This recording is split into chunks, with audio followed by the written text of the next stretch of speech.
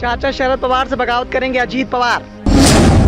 NCP की बैठक से अचानक बाहर निकले अजीत पवार के तेवरों ने किया बगावत का इशारा।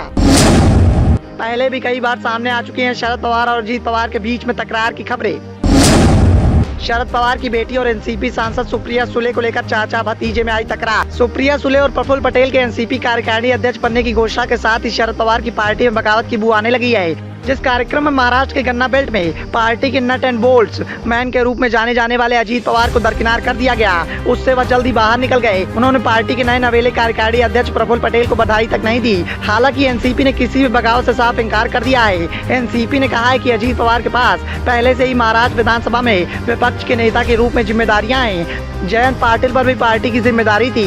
प्रफुल्ल पटेल और सुप्रिया सुले की पार्टी में कोई भूमिका नहीं थी, इसीलिए अब उन्हें जिम्मेदारियां दी गई हैं। इस बात में 1% भी सच्चाई नहीं है कि अजीत पवार नाराज हैं। प्रफुल्ल पटेल को बधाई दिए बिना ही अजीत पवार जिस तरह से कार्यक्रम से बाहर निकल गए, इस घटना की चर्चा पूरी दिल्ली में हुई, लेकिन बवाल मुंबई में मचा हुआ है। आपको बताते चले कि अजीत पवार ने नवंबर 2019 में उस समय सनसनी पैदा कर दी थी, जब उन्होंने देवेंद्र फडणवीस के नेतृत्व में डिप्टी सीएम के रूप में शपथ लेने के लिए बीजेपी के साथ हाथ मिलाया था। विद्रोह समाप्त हो गया और वह एनसीपी में वापस आ गए। हालांकि उनकी बेचैनी के बारे में अटकलें लगाई जा रही थी। एनसीपी के कई विधायक ऐसे हैं जो अजीत पवार के प्रति आस्था रखते हैं। इन विधायकों ने अजीत पवार के समर्थन में एनसीपी प्रमुख के समक्ष बंद कमरे में शक्ति प्रदर्शन भी किया था। इसके बाद शरद पवार ने नाटकीय रूप से अपनी रिटायरमेंट की घोषणा कर दी थी।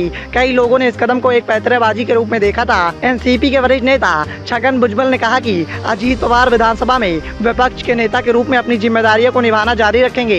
2024 के लोकसभा चुनाव के साथ साथ बाद के विधानसभा चुनाव में महत्वपूर्ण भूमिका भी निभाएंगे। सुबह से बेचैन दिखने वाले अजीत पवार ने सोशल मीडिया के जरिए all is well, we all are one family का संदेश देने की कोशिश की है। हालांकि शरद पवार ने पीए संगमा और तारिक अनवर के साथ मिलकर उस समय एनसीपी की स्थापना की थी, जब उन्होंने सोनिया गांधी के खिलाफ उनके इतावली मूल के आधार पर विद्रोह कर दिया था। उस समय अजीत पवार ही थे जिन्होंने महाराष्ट्र में पार्टी की जिम्मेदारी संभाली थी और ऐसा कहा जाता है कि वह खुद को चाचा का स्वाभाविक और वैध उत्तराधिकारी मानते हैं। और अब जब उनके दावे को सिरे से खारिज कर दिया गया है तो सभी की निगाहें उनके अगले कदम पर टिकी हुई हैं। लेकिन इस बात की सुगबुगाहट पहले से ही तेज हो गई थी, क्योंकि जिस तरह से एनसीपी में मौजूद अन्य नेताओं ने सुप्रिया सुले का समर्थन किया, जिस तरह से शरद पवार को मिली धमकी के बाद सुप्रिया सुले एक्शन में नजर आई, उसने कहीं न कहीं सुप्रिया सुले के उत्तराधिकारी होने की चर्चाओं को तेज कर दिया था। और आखिरकार जिस बात की चर्चाएं राजनीति के गलियारों में चल रही थी, वही सच साबित होती दिखाई दे रही हैं। उत्तराधिकारी के रूप में